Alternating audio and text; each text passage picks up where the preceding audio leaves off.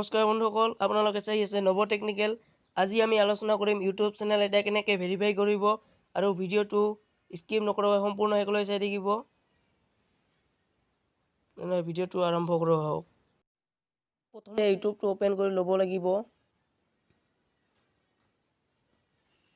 নিজৰ লগৰটোত ক্লিক কৰিব। তলৰ পিনে হেল্প এণ্ড ফিডবেক বুলি দিয়া আছে, ইয়াত ক্লিক কৰিব। সাৰ্চ বাৰত ভি বুলি সাৰ্চ কৰিব। এইটো ভেৰিফাই ইয়ৰ ইউটিউব একাউণ্ট, ইয়াত ক্লিক কৰিব। ভেৰিফাই ইয়ৰ চেনেল, ইয়াত ক্লিক কৰিব।